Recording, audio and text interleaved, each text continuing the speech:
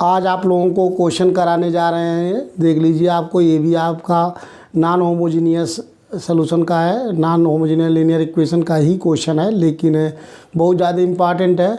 जो मैं आज कराऊंगा उसमें से एक ट्यूब में फिक्स है, पेपर में आना ही आना है, तो सबसे ज़्यादा इम्पॉर्टेंट है। और जो क्वेश्चन कराने जा रहे हैं, उम्मीद है कि आपका इसमें तीनों में से एक क्वेश्चन पेपर में आना है और 100% पेपर में आपको छपा हुआ मिलेगा। Investigate for what value of lambda and mu do the system of equation x + y + z = 6, x + 2y + 3z = 10 and x + 2y + lambda z = mu. पहला क्वेश्चन है एंड हैव नो सोल्यूशन। पहला have, तीनों question के लिए condition same है। Have no solution पहले find करना है, यूनिक सोल्यूशन, अथर्ड number of and infinite number of solution.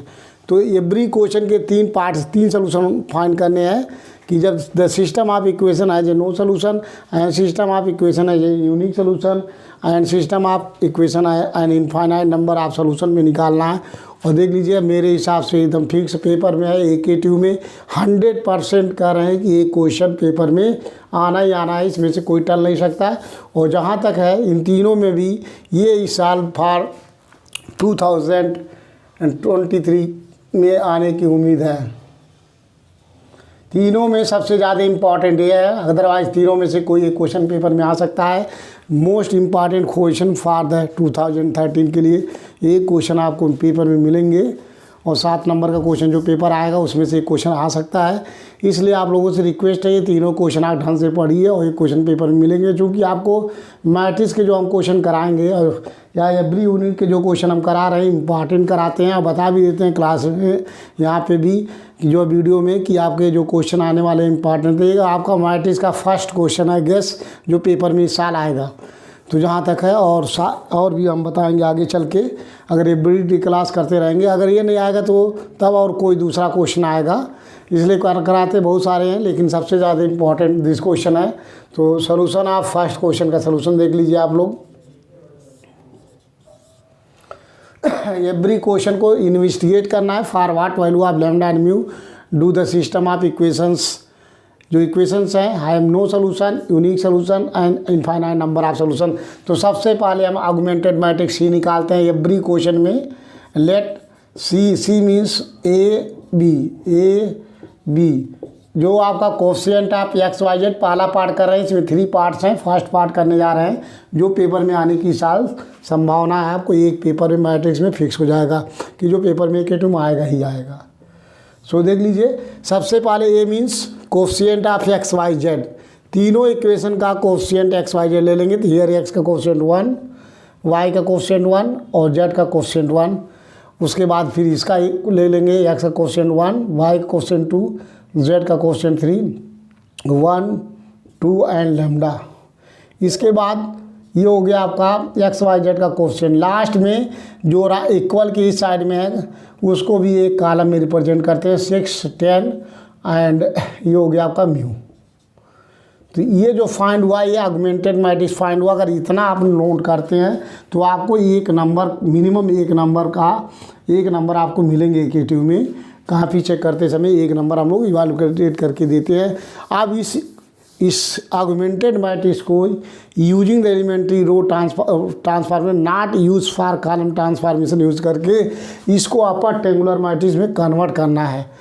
तो देख लीजिए, पहला एलिमेंट 1 है, इसके बिलो एलिमेंट को, इसको और इसको, इसके क्रॉसपॉन्डिंग जो पिवोटल एलिमेंट लेते हैं उसी के क्रॉसपॉन्डिंग इसको 0 कर सकते हैं, इसको भी 0 कर सकते हैं। ऐसा नहीं करेंगे इसमें से इसको घटा दें तो ये 0 हो जाएगा, इसमें से इसको घटा दें आपका क्वेश्चन गलत हो जाएगा। इसलिए ध्यान दीजिए, जो पिवोटल एलिमेंट है उसी एलिमेंट, जो diagonal element is called pivotal element. पहले रो का पहला एलिमेंट ये पिवोटल एलिमेंट है, दूसरे रो का दूसरा एलिमेंट पिवोटल एलिमेंट है, तीसरे रो का थर्ड एलिमेंट आपका पिवोटल एलिमेंट कहलाता है।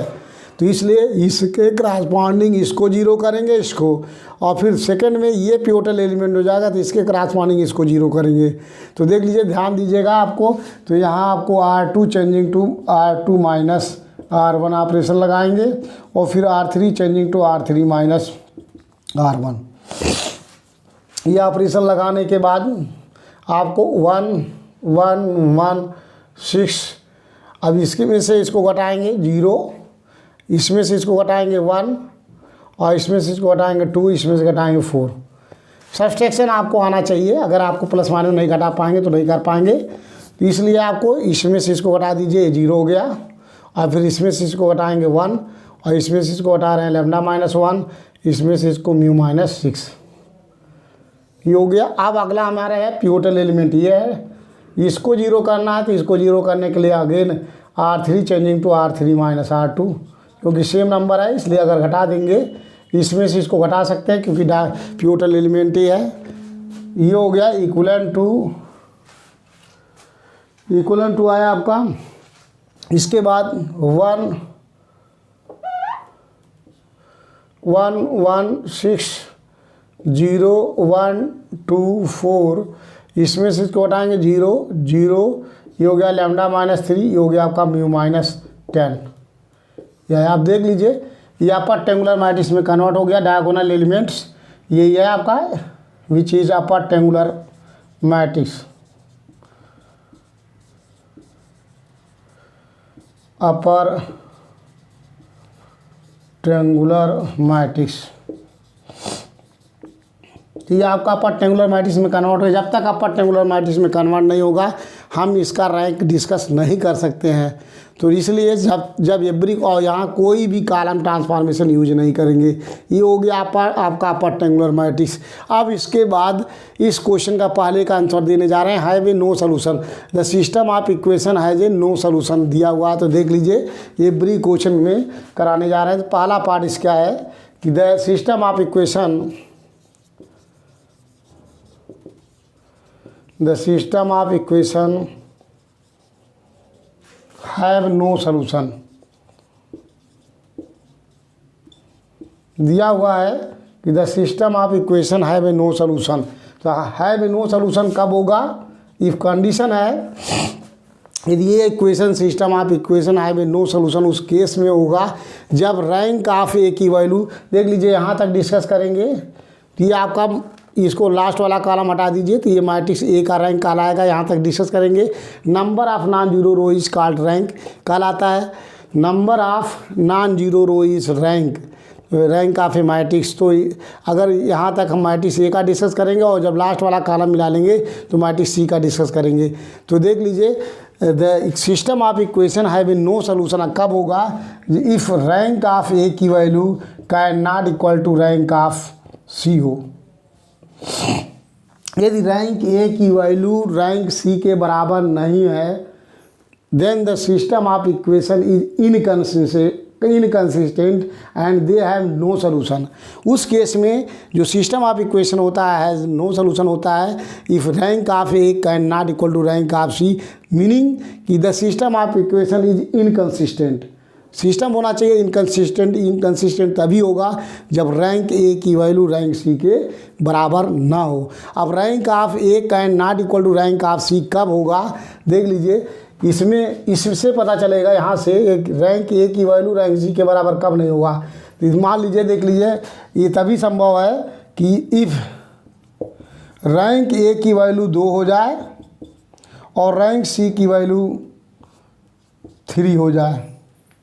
क्यों? अगर रैंक ए की वैल्यू 2 होगी तो रैंक सी की वैल्यू 3 होगी, तो दोनों बराबर नहीं होगा। ऐसा नहीं कर सकते कि रैंक ए की वैल्यू 3 हो जाए 2, क्योंकि जब रैंक ए की वैल्यू 3 हो जाएगी तो रैंक सी अपने आप 3 हो जाएगा। इसलिए इसमें रैंक ए की वैल्यू कम हो सकती है सी से। तो रैंक क्यों? अगर इसकी वैल्यू हम 0 पुट कर दें यहाँ, रैंक सी ए की वैल्यू 3 कब होगी? जब ये number of non zero row is 2 हो। Number of non zero row 2 कब होगा? जब इसकी वैल्यू 0, अगर यहाँ 0 आ जाए तो number of non zero row is 2 हो जाएगा, और उस केस में रैंक ए की वैल्यू 2 होगी। तो ये कंडीशन है कि rank of A equal to 2 तब होगा जब λ-3 equal to 0, that is lambda की वैल्यू 3 होनी चाहिए। अगर लैम्डा की वैल्यू 3 होगा तो इसका रैंक ए की वैल्यू 2 हो जाएगी, क्योंकि अगर ये 0 हो गया तो इसको नंबर ऑफ नॉन जीरो रो में 0 में काउंट करेंगे, इसको रैंक में नहीं काउंट करेंगे, तो 1 रैंक 2 रैंक हो जाएगा अगर ये 0 ठीक है। और सेकेंड रैंक ऑफ सी की वैल्यू 3 कब होगा? जब यहाँ last mu minus 10 can not equal zero, ये जीरो तब ना हो, ये जीरो हो जाए लेकिन ये जीरो ना, अगर ये जीरो नहीं होगा कोई नंबर आएगा तो इसको भी रैंक में काउंट करेंगे, क्योंकि जब सी निकालते हैं तो पूरा मैट्रिक्स का हम रैंक चेक करते हैं। तो ये जीरो भले ही हो गया है लेकिन ये जीरो नहीं है, अगर जीरो नहीं है कोई नंबर आ रहा है तो ये इसके सारे एलिमेंट जीरो नहीं होंगे, तो इसको भी रैंक में काउंट करेंगे, इसको भी। ये कब होगा? जब mu minus 10 can not equal to zero, that is mu can not equal to 10 होना चाहिए, तभी इसका the system of have no solution होगा। तो पहला पार्ट का जो हमारा है वे नो सोल्यूशन है, उसका रिजल्ट आपको आ चुका है। अब सेकेंड पार्ट इसका है, सेकेंड ये है कि the system of equation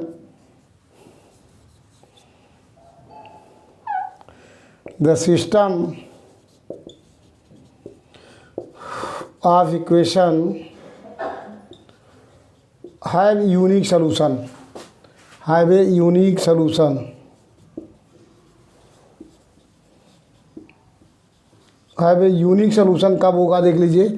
the system of equation have a unique solution if condition है कि रैंक ए की वैल्यू रैंक सी के बराबर होना चाहिए, I equal to number of unknown, भी तीनों बराबर होना चाहिए, number of unknown. The system of equation have a unique solution, unique तभी होगा जब रैंक ए की वैल्यू रैंक सी के बराबर हो और नंबर ऑफ अननोन के बराबर होना चाहिए। कितने अननोन है? X Y Z is called unknown, ये 3 अननोन, एक्स वाई जेड, देख लीजिए तीनों इक्वेशन में एक्स वाई जेड है, तो इसका 3 अननोन है एक्स वाई जेड, तो इसका मतलब इसका रैंक नंबर ऑफ अननोन 3 है, तो इसका मतलब इसका रैंक ए की वैल्यू 3 आनी चाहिए, रैंक सी की भी वैल्यू 3 आना चाहिए। इसका मीनिंग ये हो गया कि ये तभी संभव है जब rank of A equal to 3 और rank of C equal to भी 3 हो। अगर ये तीनों बराबर हो तो उस केस में होगा। तो रैंक ऑफ ए की वैल्यू कब 3 होगा देख लीजिए, रैंक ऑफ ए की वैल्यू 3 तब होगा जब म्यू ये lambda minus 3 can not equal to 0। अगर ये 0 नहीं है, अगर ये 0 नहीं होगा तभी रैंक ए की वैल्यू 3 होगी। क्यों 3 चाहिए? क्योंकि नंबर ऑफ अननोन 3 है, इसलिए रैंक, इसका मतलब रैंक ए की वैल्यू 3 आनी चाहिए। 3 तभी होगा जब इसकी वैल्यू 0 ना हो। अगर इसकी वैल्यू 0 नहीं है, कोई नंबर आ रहा है, तो नंबर आप नॉन जीरो रो काउंट करेंगे मैट्रिक्स ए में, तो 3 आ जाएगा, तो उसका रैंक 3 हो जाएगा। तो कब होगा? जब lambda minus 3 can not equal to 0, that is lambda can not equal to 3 होना चाहिए। अब इसके बाद म्यू, अब ये 3 नहीं है तो यहाँ कुछ भी हो, म्यू की वैल्यू 100 हो, 10 हो, 0 हो, 5 हो, कुछ भी नंबर हो, इस पर कोई फ़र्क नहीं पड़ता है। इसलिए यहाँ से रैंक का यहाँ से कोई नहीं पड़ता। एंड म्यू में भी, म्यू पे कोई भी फर्क नहीं पड़ता, इसलिए लिख सकते हैं म्यू में भी, म्यू कुछ भी हो। तो ये समझ में आ गया होगा सेकंड सोल्यूशन। थर्ड है आपका N infinite number of solution, शायद आप लोगों को समझ में आ रहा होगा। और ये पेपर में AK के पेपर में आपको जो फरवरी या मार्च में होगा, 100% पेपर 2023 के पेपर में आपको छपा हुआ मिलेगा। एक क्वेश्चन आउट है मेरी तरफ से पेपर में आने की, 99 का मेरे हिसाब से 100% है। और इसमें से जहाँ तक है पहला ही आएगा, पहला नहीं आएगा तो दूसरा तीसरा आ सकता है, इसलिए सबसे ज़्यादा चांसेज ये इसी का है, ये नहीं आएगा तब आएगा। तो इसलिए आप तीनों क्वेश्चन का ढंग से आप पढ़ेंगे तो एक क्वेश्चन पेपर में करेंगे ज़रूर। अब देख लीजिए थर्ड पार्ट है the system of equation.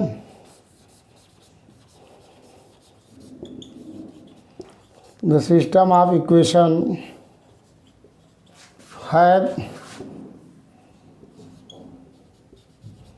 have infinite number of solution, have an infinite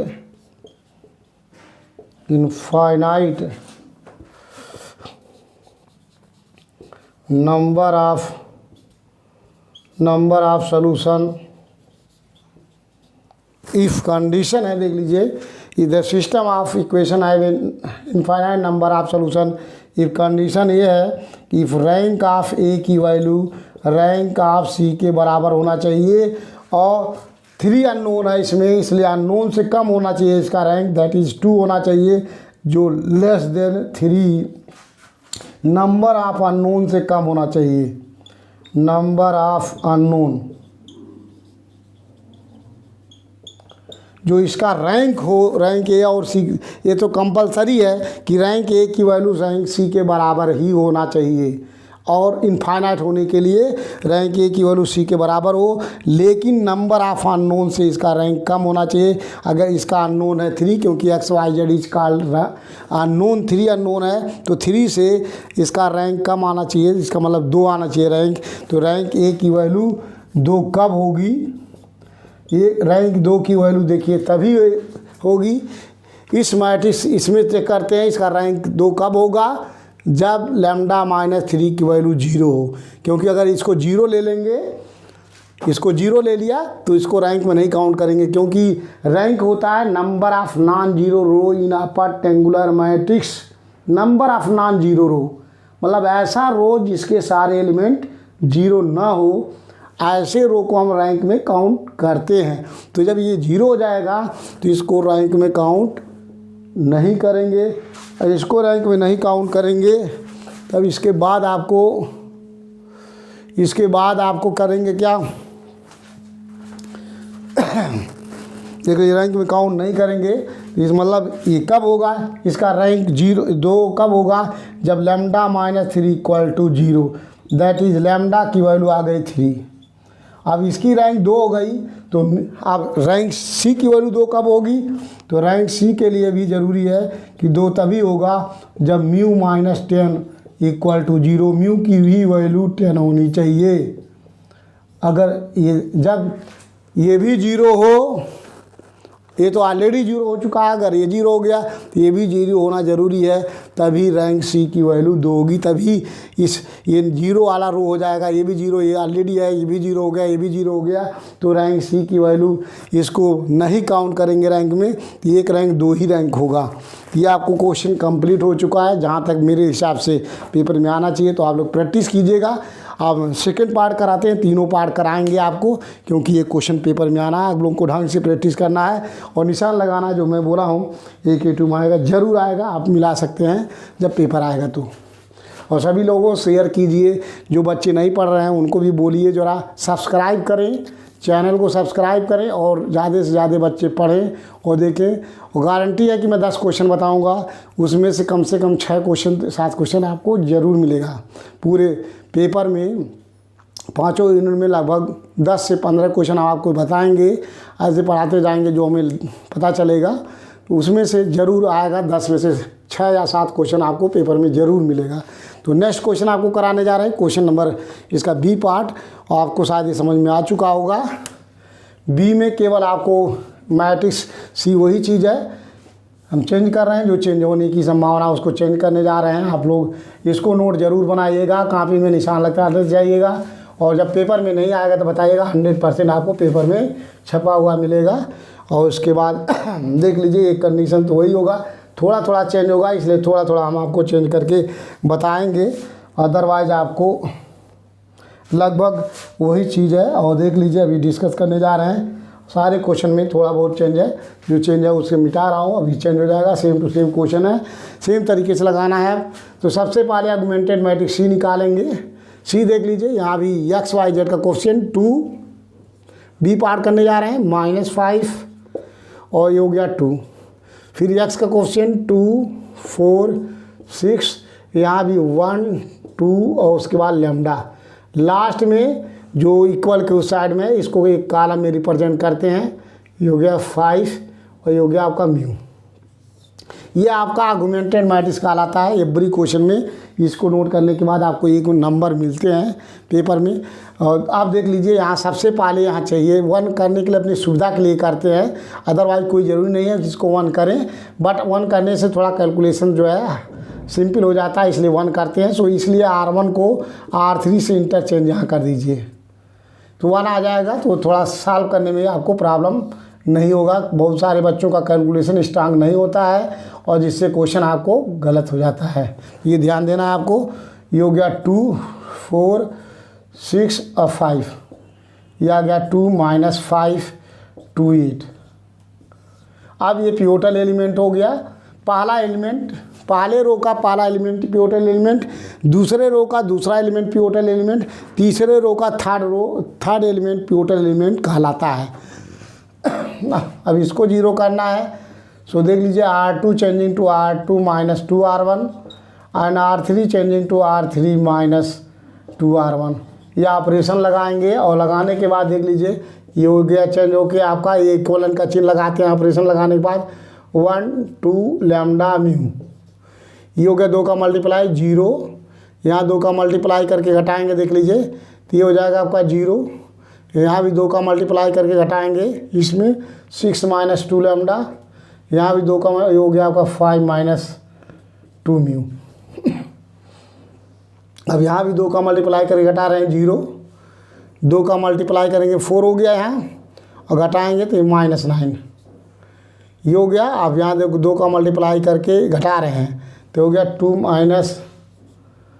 minus 2 lambda और फिर 2 का मल्टीप्लाई करके घटाएंगे 8 माइनस 4 लैम्डा, ये आया 8 माइनस 2 लैम्डा।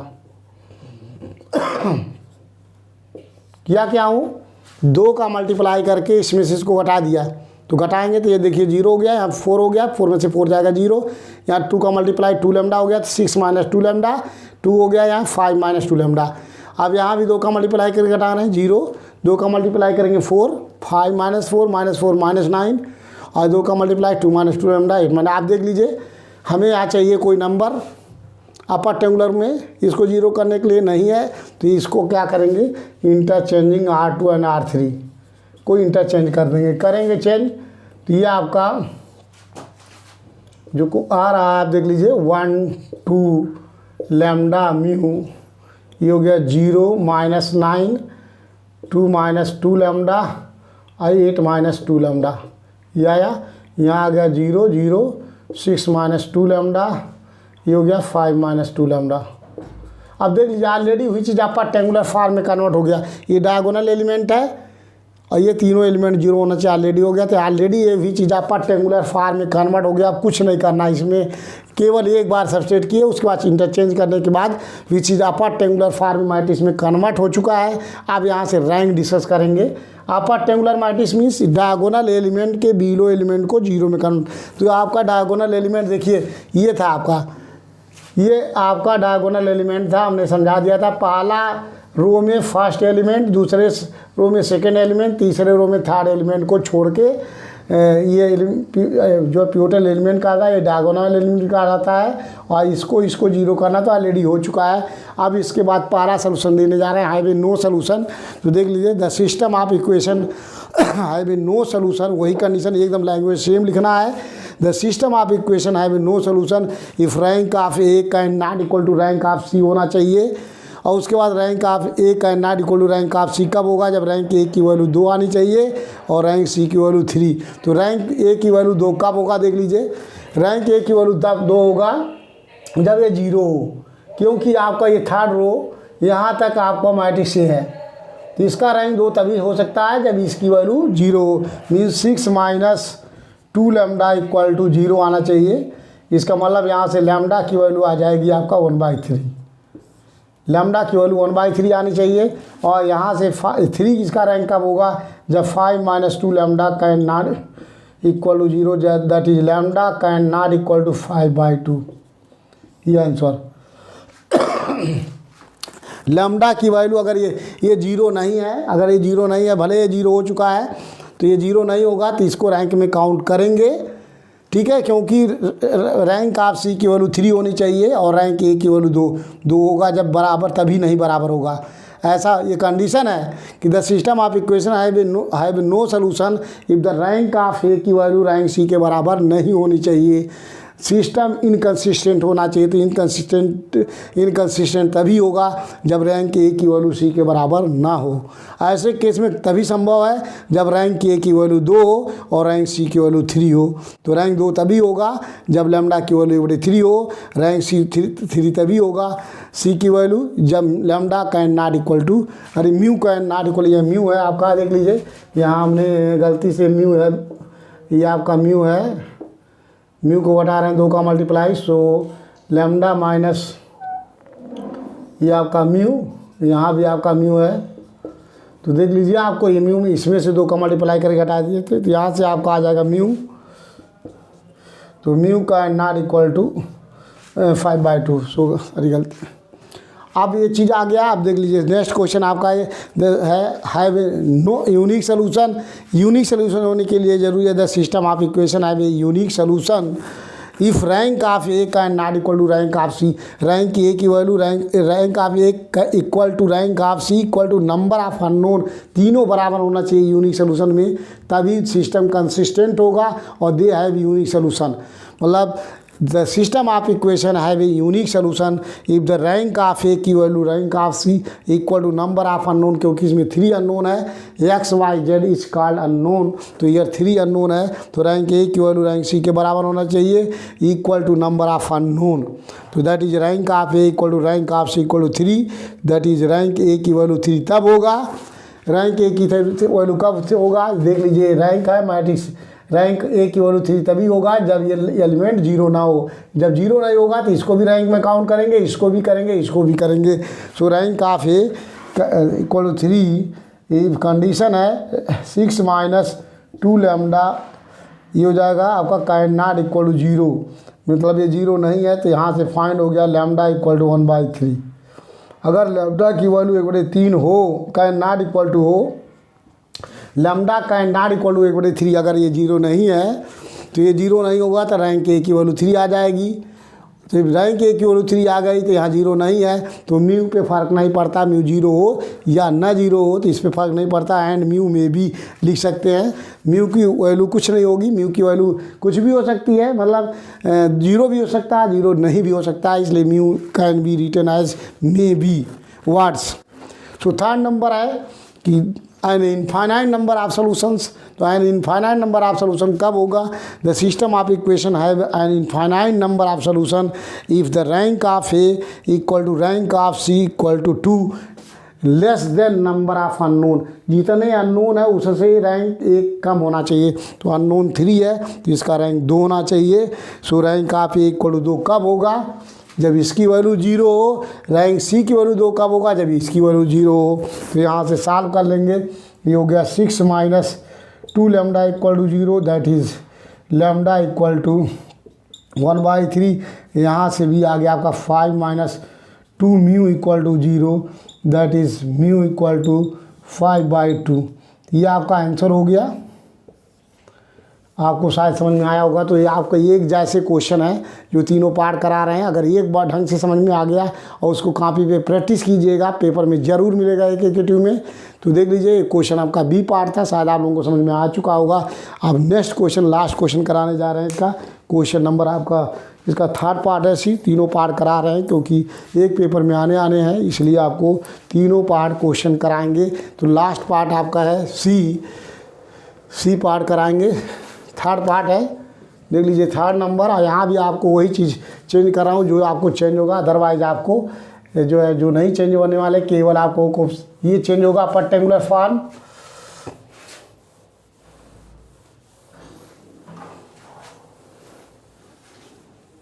अब इसको भी आप देख लीजिए, हमने इस क्वेश्चन सी पार्ट कराने जा रहे हैं। यहाँ जो जो चेंज होने वाला है उससे मिटा रहा हूँ क्योंकि थोड़ा सा चेंज होगा और सेम चीज़ है, इसलिए आपको वही चीज़ मिटा रहा हूँ जो ज़रूरत हमें है, और जो ज़रूरत नहीं है उसको नहीं मिटाने जा रहा हूँ क्योंकि बार बार वही हमको नोट करना पड़ेगा।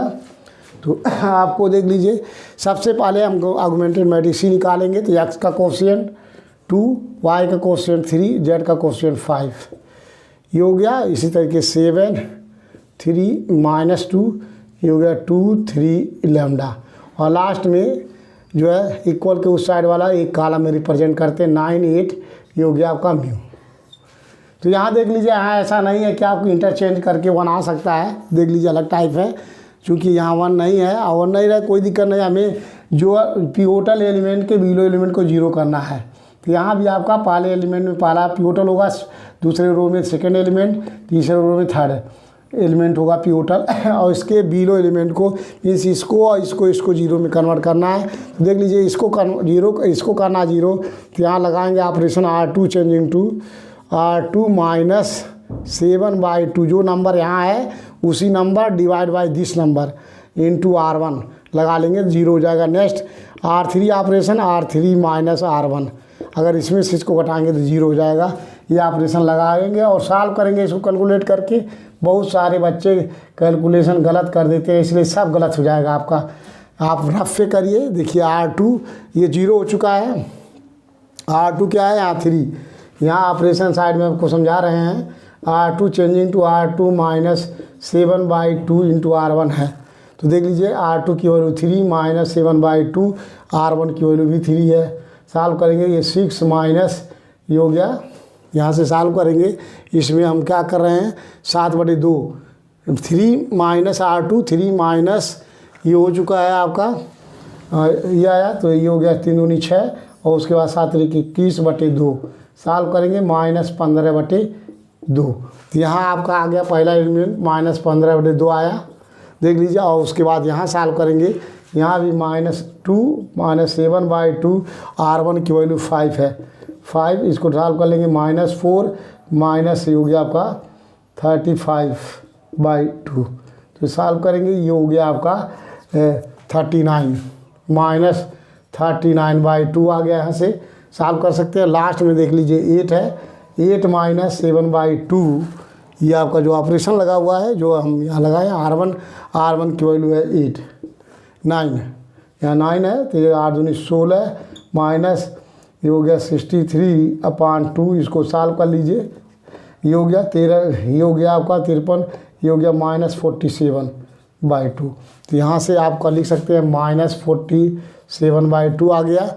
और लास्ट में इसमें से इसको घटाएंगे, 0 हो चुका है, इसमें से इसको घटाएंगे 0, इसमें से इसको ले हो गया आपका 0, ये हो गया लैम्डा -5 आ गया, यहाँ म्यू -9। अब देख लीजिए already which is upper triangular form, ये कन्वर्ट हो गया ये तो ये विच is upper triangular form, upper triangular में कन्वर्ट हो गया। जो डायगोनल एलिमेंट है उसके बिलो में 3 एलिमेंट को 0 करना था, ऑलरेडी 0 आ चुका है। अब इसमें कोई कैलकुलेशन करने की जरूरत नहीं है, या आपको यहाँ तक आप करके आते हैं तो कम से कम, अब नंबर के ऊपर है, अगर 7 नंबर का आता है तो यहाँ तक आपको लगभग 2-3 नंबर मिलेंगे यहाँ तक, और 4 नंबर इधर मिलेंगे, ठीक है। तो आपको ये ऑपरेशन लगाने के बाद आ गया पहला, इसमें 3 सोल्यूशन यहाँ भी है, have a no solution, the system of equation have a no solution if the rank of a can not equal to rank of c. तो इसका मतलब रैंक ए की वैल्यू 2 होनी चाहिए, रैंक सी की वैल्यू 3। 2 कब होगा, इसकी वैल्यू 0 होनी चाहिए। क्यों, इतना हमारा मैट्रिक्स ये है, जब ये 0 होगा तभी रैंक ए की वैल्यू 2 होगा, means lambda -5 equal to 0, that is lambda equal to 5 आ गया। एक आंसर ये हुआ।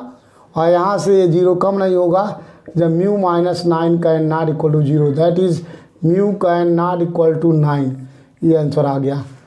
अब सेकंड क्वेश्चन इसमें है, the system of equation have a unique solution if the rank of A equal to rank of C equal to number of unknown हो, means rank ए की वैल्यू रैंक सी के बराबर हो, दैट इज 3 हो। उस case में कब होगा, जब रैंक ए की वैल्यू 3 तभी होगा जब इसकी वैल्यू 0 ना हो, means lambda -5 can not equal to 0, that is lambda can not equal to 5। अगर lambda can not equal to 5 है तो मतलब रैंक ए की वैल्यू 3 हो गई, ये 0 नहीं है, कोई नंबर आ गया तो आपको रैंक तो पहले से दिया पता चल गया कि 3 है, तो ये चाहे 0 हो चाहे 0 ना हो, उस पर कोई फ़र्क नहीं पड़ेगा। लास्ट है, the system of equation have a infinite number of solution if rank of A equal to rank of C equal to 2 less than number of, जो रैंक आता है इसकी थर्ड वाले में इनफाइनाइट नंबर ऑफ सोल्यूशन तभी होता है, number of unknown से इसका रैंक कम होना चाहिए। तो 3 अननोन है तो रैंक 2 होना चाहिए। तो रैंक ए की वैल्यू 2 कब होगा, जब ये 0 हो, that is lambda -5 equal to 0। So lambda की वैल्यू आ गई 5, और इसकी वैल्यू 0 कब होगा, जब mu -9 equal to 0, that is mu equal to 9। ये आपका आंसर हो गया। शायद आप लोगों को समझ में आया होगा।